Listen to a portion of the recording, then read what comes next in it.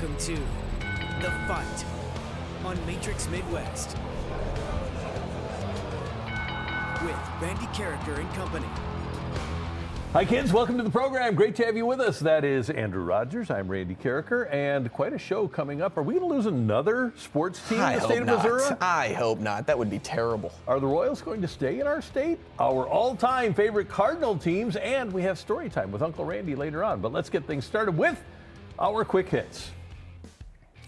And every week now, The Athletic is coming out with their NHL trade big board. And the latest one from Chris Johnston has the Blues' Robert Thomas at number 5. It's hard to imagine that Doug Armstrong is proactively making calls about Thomas, but he's willing to listen. Johnston writes it would take a serious offer to land Thomas in the prime of his career, but the Blues are open for business. Also on the big board, Jordan Kyrou is number 21, Justin Falk number 23, Jordan Binnington is number 31, and Braden Shen is number 35. Let's start with Thomas, because I would be absolutely stunned if another team would give up what it would take to get Robert Thomas from the Blues. I would be too, and I would also be stunned if Army is actively trying to trade that man too. This feels more like asset management over panic over anything else, at least with him. With the other guys, I think it's a different story. And I don't think Doug Armstrong panics. I think that he's had it with Jordan Kyrou. The Blues apparently were interested in moving him last offseason. It only makes sense to move a guy like Justin Falk.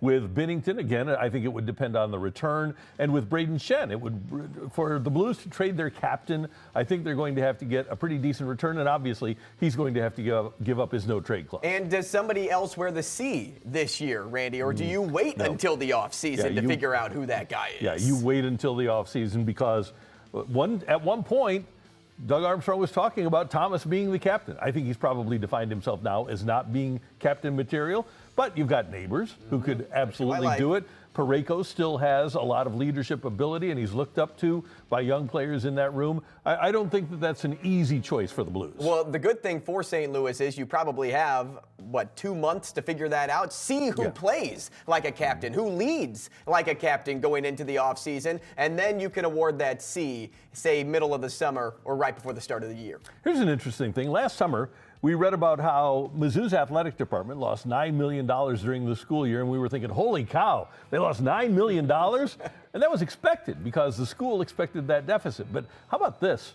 A report at NJ.com says Rutgers' athletic department's deficit ran at a $78 million clip last year. And that athletic department has lost $500 million since joining the Big Ten in 2014. Athletic Director Kelly Zinn said, quote, "You can make the argument that we do not have an expense problem, but we do have, in fact, a revenue problem, and a pretty significant one. Rutgers took in $72 million from football. They can't be the only school experiencing these kinds of losses, but how do schools compete and run at a break-even rate financially when they're in the position like a Rutgers is?" Well, I wonder if Rutgers even planned on the Big Ten looking like it does today when they joined in 2014. They probably thought, hey, we made the move from the Big East. This is a good spot for us to be, and we can now be recognized at the status that we want to be. But this is a whole different ballgame. I mean, you're talking about a school that I wonder what the fan support even looks like for other sports across the board. I look at, say, Nebraska, and I know I'm a Nebraska fan, but that team could go 1-10 in football, and they would still make money in the season because that's all those fans care about. Who actually cares about Rutgers athletics enough to give them the money they need? This is one of the college missteps, because the colleges were all about getting into big markets and having a footprint in the market. Problem is, nobody in New York cares about Rutgers. So they go there, and yes, Rutgers is sharing in the revenue, but they don't draw fans. The athletic department as a whole doesn't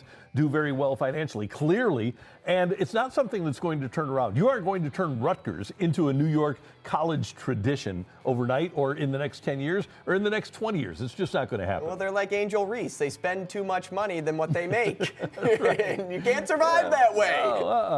NFL, after the Cleveland Browns hired former Ravens offensive coordinator Todd Monken as their new coach, only the Raiders and the Cardinals have openings now. Those teams might be waiting until the Super Bowl ends so that they can talk to Seahawks offensive coordinator Clint Kubiak again. But what are their coaching staffs going to look like after all the teams that have fired coaches build their staffs before Vegas and Arizona hire their head guy. That's one of the underrated aspects of getting ahead of the game like the Giants did in hiring Harbaugh as quickly as they did, especially if you fired your coach during the season or if you fired coordinators during the season. You should have a list, and you should be prepared by now. You should know who your coach is going to be. Although the last time the Arizona Cardinals hired a coach, Jonathan Gannon, he was the last guy hired after the Super Bowl. Now, think and know are two different things, and want is another piece to this too. You're a Cardinals fan. Who do you want, Randy, at this point versus who do you think the Cardinals will hire? Well, I think they're going to hire Vance Joseph ultimately,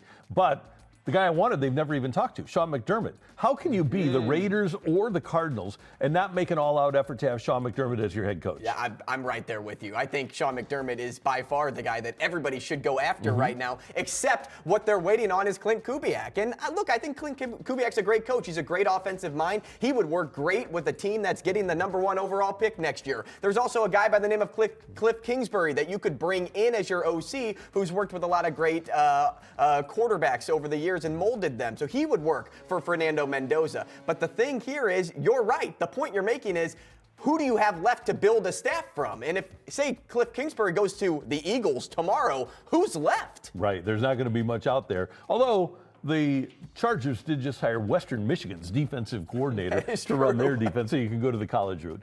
Across the state, the Royals were hoping that Clay County, Kansas would schedule a vote to help them fund a new stadium and follow the Chiefs to Kansas. But Clay County says no vote in April. Now, hours before that announcement, the Royals had scratched an old Sprint campus in Kansas off its list, so it looks like they aren't going to cross the state line. It's back to Missouri for the Royals, who are looking at a site near downtown in Washington Square Park as the last publicized possibility for a new Royals stadium. The park is surrounded on two sides by Crown Center, served by the streetcar and an easy walk from Union Station or the Crossroads Arts District. So it seems like a good location, but I wonder if Missouri now, with what happened with the Chiefs, is going to get on board with helping out the Royals. I think this is Missouri's race to lose, and they should be in this race wholeheartedly. You do not want that economic loss too with Kansas City. I love the location. I think what the Royals and the state of Missouri really needs to do is build this up to be a destination spot for other people that want to come watch a sporting event in Kansas City and say, no, I want to go there because this is the flashy new thing. And I want this to become that, hey, I plan my trip around going to watch the Royals. That's what they should do in Washington Square Park. And I haven't studied why this is the case, but MLS, the hockey, basketball, baseball, they want their stadiums in more urban areas. They want them in downtown areas. For the NFL on Sunday afternoon, it doesn't matter if you're way out in the boonies, like Arrowhead Stadium is for Kansas City. But why is Busch Stadium built in downtown St. Louis? Why was the Dome built in downtown St. Louis?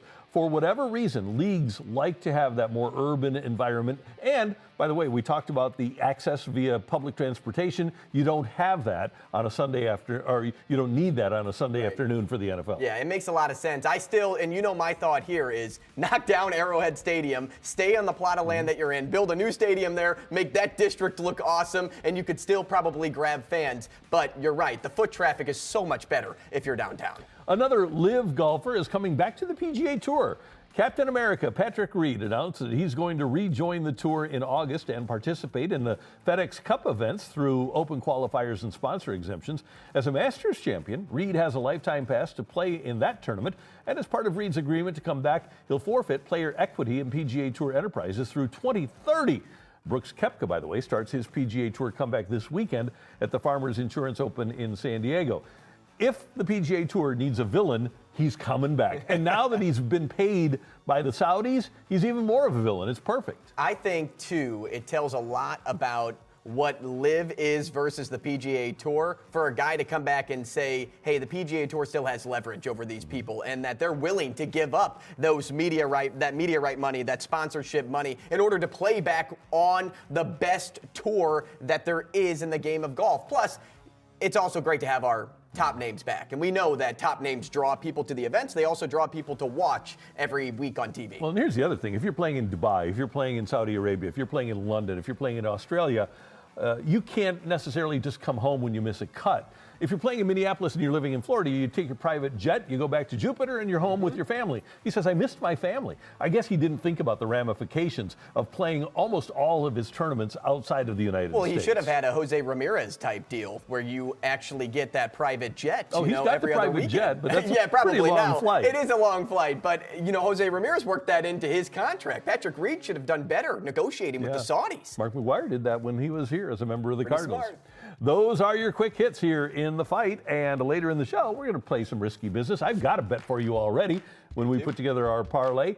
And coming up next, we don't get the chance to talk to MLB Network lead anchor Greg Amsinger today, but MLB Network did something really cool that we're going to steal. It's next here in the fight.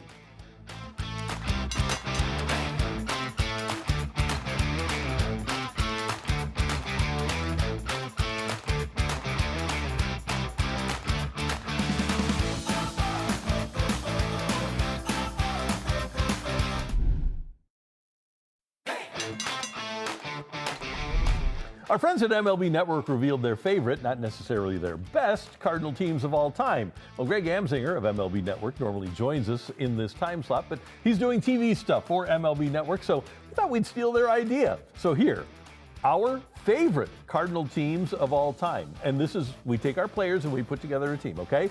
I have as my catcher, Ted Simmons, Hall of Famer, great hitter, great player as I was growing up. My third baseman is Terry Pendleton, a leader on a couple of pennant-winning teams for the Cardinals in the 80s. He was a fantastic player, obviously left here and won an MVP with Atlanta. My shortstop, easy, Ozzie Smith. Fernando Vina, one of my favorite players to talk to, is the second baseman. He won a couple of Gold Gloves as a member of the Cardinals, played on a couple of winners. He was part of the group that kind of restored the shine to the Cardinal organization. My first baseman, Mark McGwire. Just so much fun to watch him hit, and a Gold Glove quality first baseman. My outfield, you guys all know that Lou Brock was my guy. Jimmy Baseball in center field. I love talking baseball with Jim Edmonds and loved watching him play. And then Vince Coleman. I need to have him at the top of my lineup playing the outfield. And then my designated hitter is Jack Clark. Okay, so there's a little controversy there. Let's start with the lineup. What do you hate? Well, I know you're going to hate a couple of things. It's so funny. I wish I would have gone first Okay. for starters, because for me to sit here and tell Randy that he's wrong for picking his favorites and saying that your favorites are wrong, he's just going to totally kill me whenever I go. But I'm going to do it anyway. Okay. Where the heck is Stan the Man on this list? I never saw Stan play. He was one of my favorite people, but he can't be one of my favorite players if I never saw him play. But see, I think that's okay because you love history and you're a huge history buff, so you like to read a lot about what Stan did so for the organization. Let's say that I put Stan Musial in there. You want me to bench Lou Brock? Well, I put him on the other side. Jimmy Baseball? Put him on the other side. Or, no, you should do, here's what you should do. Is he going to be my DH? Maybe. You should do Mark McGwire as your DH and put Stan at first. McGuire's a better defensive first baseman than Stan. All right, then flip-flop him. Make him your DH. So take off Jack Clark, who see ya. spent 3 years here, was the centerpiece of 2 pennant-winning teams. Yeah, for the all-time hit leader of the Cardinals organization, absolutely. Yeah. And then where's Pujols? Where's Pujols on this? He wasn't one of my favorites. Ever? Not You have to watch him, though. I didn't get to watch him, but he wasn't one of my favorites. Really? Yeah. No, I love him. He's 700 great. home runs. Yeah. Really good defensively. Yeah, a great player, but I would much rather have a conversation about ball with McGwire or Clark. Well, that's conversations. Well, Actual my playing, favorite though. players. My favorite guys. Okay, well, now we're talking favorite guys, so Stan the Man could be your favorite guy. Well, but I never saw him play. Okay, so here's my starting This is rotation. awesome. You'll hate me for this too. Bob Tewksbury, one of my all-time favorite pitchers, loved him. Bob Tewksbury would talk to the media on the days he was pitching. It was great. He was awesome. I've never heard of that guy. Oh, he was second in the Cy Young Award voting in 1992. No way. He was a stud. Yeah. Okay. Well, he was a stud here, pitching for Joe Torre. Andy Bennis, one of the nicest people in the world. I know him. Chris Carpenter, extremely competitive and a great guy. Waino, we all know that he's great. And maybe my favorite starting pitcher of all time is Danny Cox. Still love Danny, and Danny and I have a great relationship. Where's what a Bob? stud. 18 wins, 274 innings in 1985 for that pennant-winning team. He would have been the MVP of the World Series if it weren't for Don Denkinger. Oh, okay. Yeah, he was great. And Don Denkinger was a great player, right? Because he played for the other team. Yeah, he did play for the other team. And then my bullpen, a couple of closers, Bruce Sutter and Lee Smith. I got our buddy Ricky Horton in there. I got another buddy, great guy, Al Roboski, and then another one of my favorite people, Jason Isringhausen. So that is my group. Okay, I guess I already know the answer to why Bob isn't on that list. And that's really the only gripe. I love Bob Gibson. He was great. But here's the thing. Tukes, I had a great relationship. I love Bob Tewksbury. Andy Bennis is a stud. Carpenter's great. Wayno's great. Coxey's great. As much as I love Bob Gibson, and he was certainly a better pitcher than all of these guys, but he's just not there as my favorite. Yep, and that's the key word, right, is favorite. All right, let me give you mine because I think based on what you know about this organization, and how long have you been a Cardinals fan for? Since I was 10, so 53 years. Yeah, so you've been around. You know these guys. 9, like the back of your hand, really. Yeah. Okay, so obviously for me, this has been like a fandom since 2004, really. I think I said what I can remember. And then I date myself with history a little bit. Yachty is my catcher. Yachty is one of my all-time favorite players. He has to be my catcher. He's obviously the best defensive catcher I've ever seen. Yachty is, by the way, he was a spectacular player. But as long as I've been in this business, and I've been in this business since 1983, so what are we talking, 43 years? I've never had a player that was here for a long time that I had no relationship with whatsoever, except for Yachty or How funny is that? He also kind of took that same personality to when he signed autographs. He would never sign. Right? He would only do it. A little bit like Pujols. Pujols would only do it for his charity or for the charitable works. Yeah. Yachty was a little bit of the same, but I have a Yachty signed ball, so I think I have that connection with him. And with Albert, the reason is because he had an agreement with a company. Right? And that's true, too. Yeah, so that's a good point. That's why he was limited in the amount of autographs that he could sign. Okay. All right, Pujols, though, is my first baseman. Nothing wrong with that. I have Big Mac as my DH. He was my favorite player to draft in Backyard Baseball 2001. Oh, yeah, he's a good guy to have. He is my three-hole guy. I like Kenny Yamaguchi, but I'll give you Big Mac. Yeah, I wish Pablo Sanchez was a Cardinal because he would be on this list, too. Which, by the way, Pablo Sanchez is going to have a bobblehead with the Giants this year. So if there's ever a trip to go to San Francisco, it's for that game. No doubt. All right, my second baseman, Matt Carpenter. The reason I have Carp is because he was, to me, one of the best leadoff hitters I've ever seen. He worked so many counts, and he always got on base. I like guys that get on base. Give me the 2006 World Series MVP as my shortstop. I didn't get to watch Ozzie, and I know Ozzie is the best to ever play that position. I never got to watch Ozzie, although we've gotten to talk to Ozzie a lot on this show, and I really like Ozzie as a person, so he could easily swoop in and take Eckstein. And it's amazing that as good as Edgar Renteria was, we don't have Edgar Renteria. That is a great point, either. too. I didn't even think about Edgar when I was making this. It was between Ozzie and Eckstein.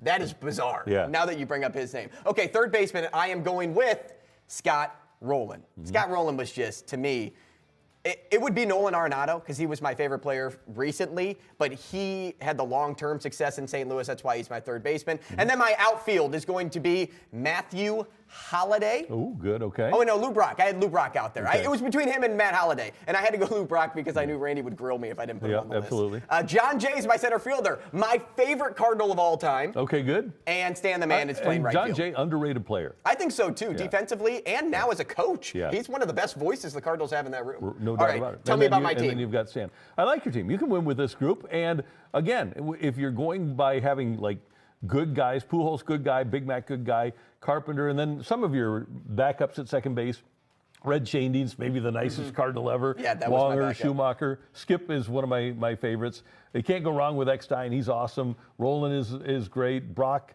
and I wouldn't have complained if you took Matt Holliday and left. You also had Jimmy Baseball as a backup to John Jay and then Stan the Man. I like that group. I feel like such a jerk now. I just totally went all. Look at Randy taking the high road, and I'm over here. Oh my goodness! All right, can you at least give me some? Grill me at least a little bit for my pitching so I can feel better about myself. Okay, you got it. Okay, Bob Gibson is my starter. Then I have Wayno and Carp, who you had as well. I loved Matty Moe. He was my favorite, and I'm a video game guy. 20-game winner? He was my favorite pitcher in MLB 2004 for the GameCube. And then I have Steve Carlton. I wanted a lefty, and arguably probably the greatest lefty the Cardinals have ever had. Is that okay to say? I think I might have gone John Tudor there. Oh, okay. Yeah, that's fine, too. Yeah. Tudor's a good name. Yeah, highest winning percentage of any lefty in Cardinal history. That is good. Yeah, better than Donovan Osborne. And then my relief pitchers? I love your bullpen.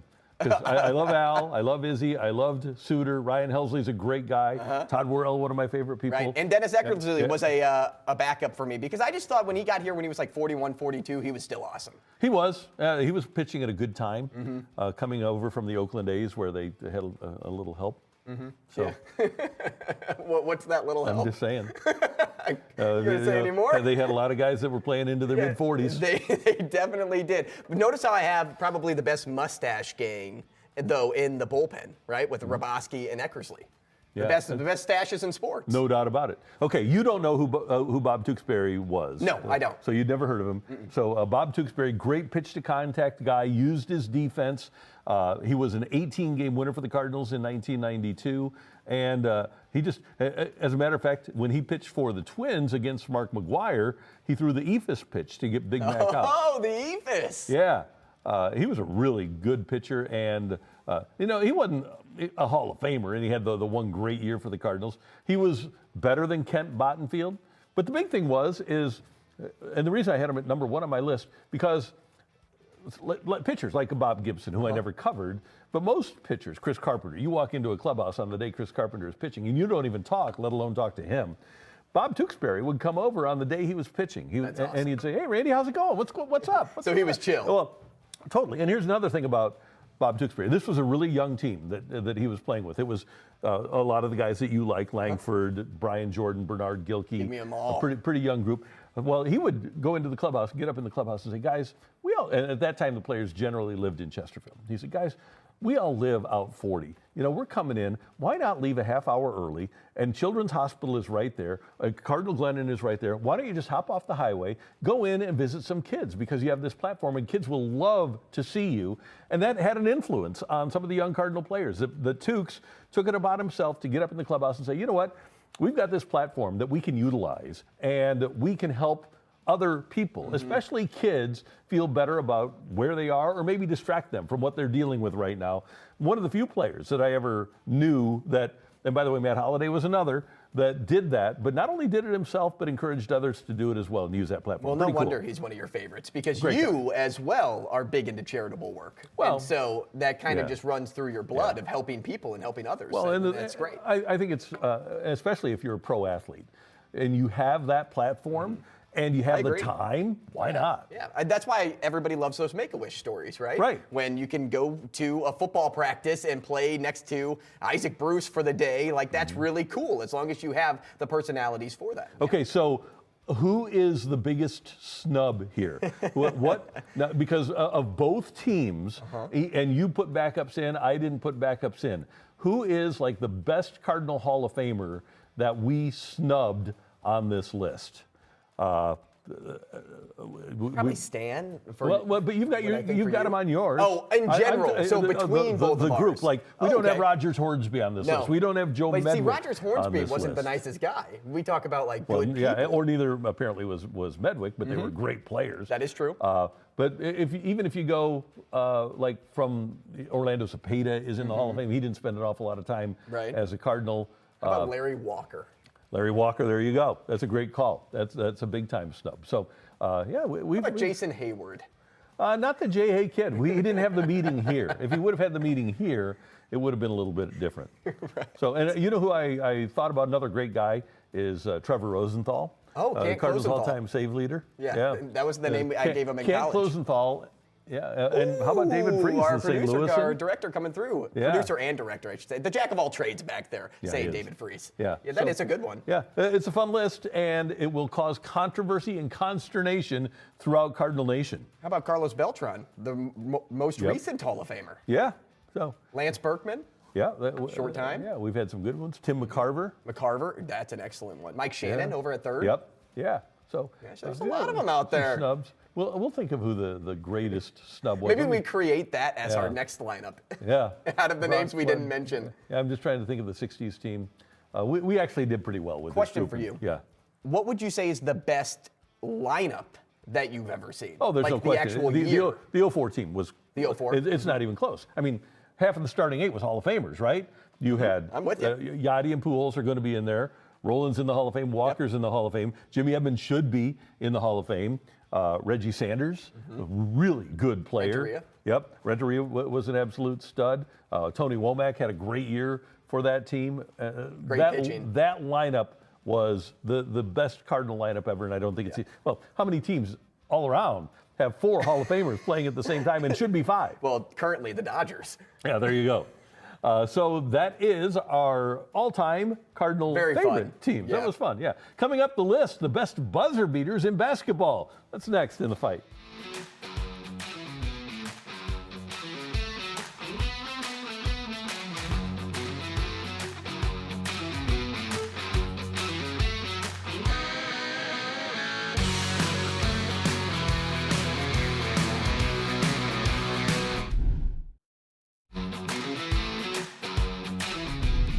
Tuesday was a night to remember for Billikens fans watching their fan favorite, Robbie Avila, knock down a game-winning three-pointer with 3 seconds left. Bing, bang, boom! And St. Louis U wins the game. They improve to 20-1 on the season. But that had us thinking, what are some of the other great game winners in basketball history? And that is our list.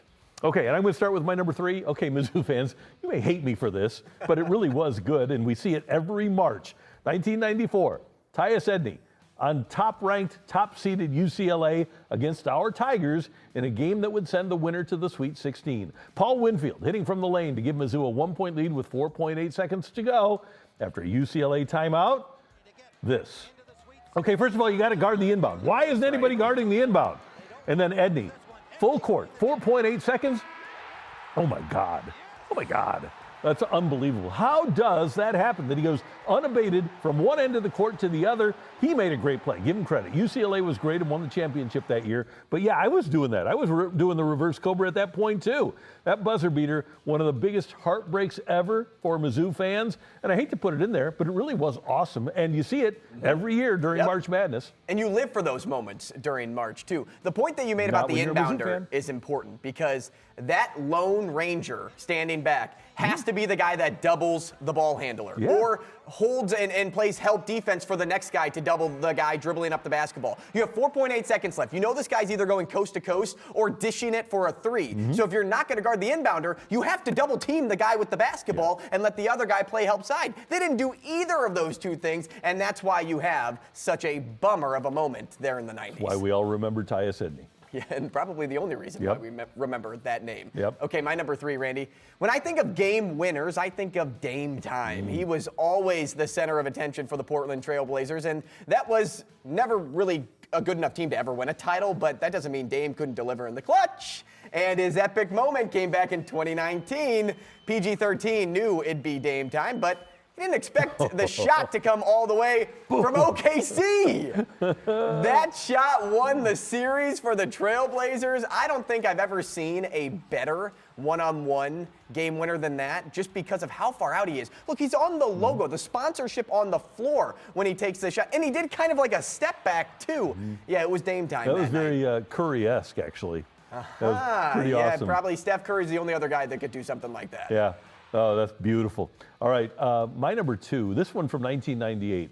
And I was at Charlie Spoonhour's restaurant getting ready to do a show. The game was on KMOX. I'm at Spoon's restaurant in the Central West End. Ole Miss takes a 2-point lead over Valpo, 69-67, with just 2.5 seconds left. The Rebels do guard the inbound. And take a look. Okay, so watch Ole Miss here. They're going to guard the okay, this is good. Okay, doing the right thing. 2.5 seconds left, but it doesn't matter. They have time for a pass to Bob Jenkins. A long pass, boom. Jenkins to Bryce Drew. Oh my goodness, bang. And he drains the three-pointer to give Valpo the 70-69 win. Valpo over Ole Miss. They were the number 4 seed, and yeah, they couldn't believe it. I couldn't believe it. And you know what was cool? And this is the essence, the great thing about March Madness, because we want these Cinderellas. When I was at that restaurant, the place just exploded. Awesome. You've been in those, right? Yep. The game winner at a restaurant. Oh, yeah. And the place just blew up. I'll never forget that vibe inside that restaurant. Well, my moment for that was Virginia Furman. Remember that game recently? Yeah. Virginia inbounding, turns the ball over, Furman 3, restaurant explodes. Everybody roots for the underdog when it comes to March. And that's actually the good thing. We started with a SLU clip. That's why SLU, being a small school, is such an exciting thing going into this year. Yeah. And obviously they have to still make the tournament, but everybody's going to be cheering on that SLU team because they will be looked at as a Cinderella. Okay, my number 2.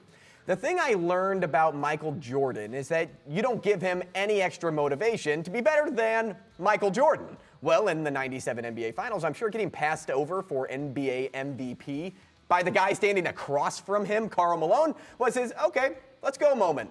Jordan won Game 1 for the Bulls on a buzzer beater. In Game 5, he had the flu and still scored 38 and hit the game-winning 3. But Game 6 is where the magic happened. He passed up the contested shot for a wide-open Steve Kerr. Yes, sir! Steve Kerr, everybody. It doesn't get any better than Marv calling it either. So Jordan would go on to win his 5th NBA Finals MVP, but it was Kerr that won MVJ, Randy. That was Most Valuable Jokester. People have been asking me about the shot the other night. Michael in traffic to Kerr. And there have been some misconceptions about what actually happened. I wanted to clear it up. When we called timeout with 25 seconds to go, we went into the huddle. He comes off, I'll be ready. And Phil told Michael, he said, Michael, I want you to take the last shot. And Michael said, you know, Phil, I don't feel real comfortable in these situations. So maybe we ought to go in another direction. Why don't we go to Steve? So I thought to myself, well, I guess I got to bail Michael out again. Here's Jordan. Did not have the shot. Kerr does. The shot went in, and that's my story, and I'm sticking to it. That might be the best fabulous. story all time in a parade celebration. That is so cool. And we know Steve Kerr now. He's a very smart and articulate guy. And what an unbelievable story the Bulls were in the 90s, and that was just one of the epic moments. All right, my number one. How often does one shot cause you to be able to make a half-hour 30 for 30? About this one. 1992, Kentucky with a 103-102 lead over Duke, 2.1 seconds left in overtime. Grant Hill from the baseline with the inbounds and with the great arm, and Christian Laettner, there's Bobby Hurley, there's Christian Laettner, waiting for the pass from Grant Hill. Here it is. Oh! Pandemonium! Duke wins it with perhaps the most iconic shot in college basketball history. Duke over Kentucky, two storied programs. 2.1 seconds left, once on the ground, the big turnaround, and bang, Laettner hits it to break the hearts of not only the Kentucky players, but the entire state of Kentucky. And how about that throw from Grant Hill? So, two things that I want to bring up here. The first is your number 1 and number 2 are deep balls that actually work. Those are plays that you draw up in the huddle that never work. Right? It's always a ball that gets deflected, or you overthrow your target and then you don't actually get the shot attempt. 2 times in history now, and on this list as well, that it actually worked, and they were huge moments. And then the second thing, you asked about how you can make a 30 for 30 off one shot. Christian Laettner was also one of the most hated people in all of basketball, so that made it easy to go off the court. Kentucky was a great story.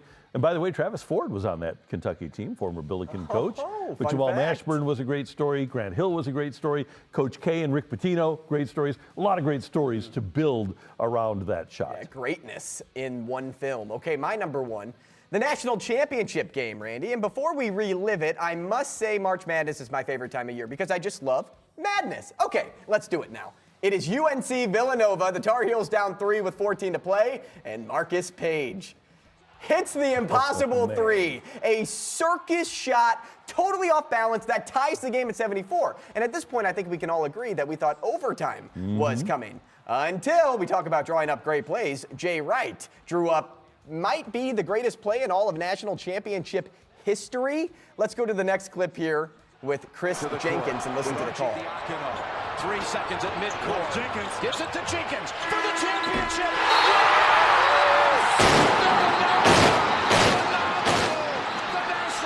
Randy, what a call by Jenkins. For the championship. Oh, that's fantastic. And again, that is what it's all about. Now, we normally don't get this in the championship game. Normally, we get those shots and those moments in the first weekend, right? But to have this happen in the championship game was just incredible. Yeah, how many championship games, I wonder, and somebody else at home might be able to look this up for us, have ended with a buzzer beater? Because Michael did it for North Carolina, right? That was one. And then I remember this one, of course. But I think typically... how about, was it for Memphis?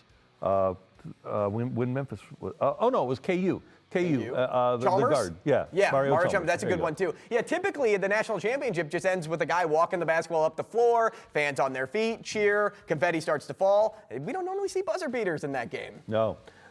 5. There you go, Our 5 total. great director Tyler tells us 5 We got championship 3 of them. games I wonder what the other have been two are. won on buzzer beaters. 63 Loyola. We weren't watching that one. 66 Texas Oh, of course, Western. of course. Okay. That's the. Oh, NC State. Yeah, Lorenzo. Yeah. Is Texas Western the Glory Road film? Yeah, it is. Yeah. So there you go. Now you know via the fight. Thank you, Tyler. Yeah. Coming up, we're going to build a parlay for you here on Matrix Midwest.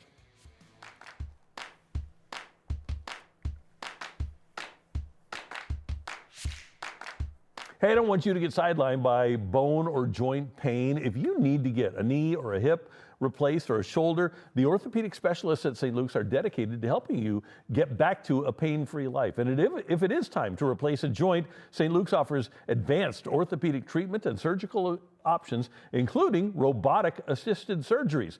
Their advanced orthopedic care ensures that you have access to great rehabilitation and great services depending on your needs and goals. Plus, another medical first in St. Louis, St. Luke's is proud to announce that their orthopedic surgeon, Dr. Richard Rames Jr., performed the first ever Team Mini miniature robot knee angioplasty, arthroplasty in St. Louis. And that Team Mini is a state-of-the-art miniature handheld wireless robotic system that empowers surgeons with incredible precision for implant placement.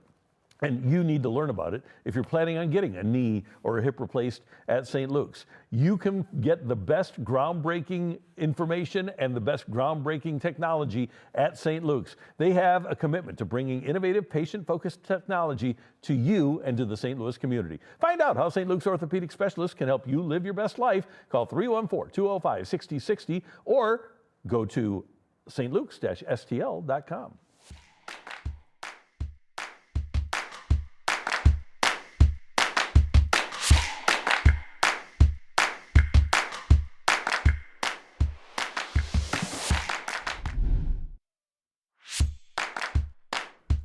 All right, time for us to build a parlay. Did you hear that Brooks Koepka's back on the PGA Tour? I did. There's a lot of live guys coming back. He's coming back this weekend for the final Farmers Insurance Open at Torrey Pines in San Diego. Farmers Insurance getting out of the golf tournament naming business. But in this last one, they have Brooks Koepka. It should get a lot of attention. And Brooks Koepka is going to be in the hunt on Saturday afternoon and Sunday morning. As a matter of fact, Andrew, he's going to finish in the top 10. He's plus 520 to do so. And I'm going to go with Koepka to be a top 10 finisher at the Farmers. I actually think him outright winning this is a possibility not a and bad great value Yeah. at plus 4,400. So I love the Brooks Koepka play. Welcome back, Brooks. Mine, Randy, let's go to top 20 for a moment here. I'm going to roll all the way down to a guy by the name of Ryan Gerard. Ryan Gerard has been on a tear lately. Back-to-back top 2 finishes, and he was a top 15 finish here at Torrey Pines last year. This course plays really well to drivers, guys that can drive the ball far. He's 14th on the list of golfers there that can drive the golf ball. So everything's kind of working and piecing together for Ryan Gerard. I'm going to go with him to get a top 20 finish. I like this. So let's put it together. Ooh, we're at plus 1549. When is this thing going to be nice to me? We spend 100 and we get 1549 back. Look at that. That's quick math by you. Pretty cool. Thank you very much. All right, that is building a parlay. Coming up, we've got Take It or Leave It in Story Time with Uncle Randy, plus Today in Sports History, and it's a good one coming up in the fight.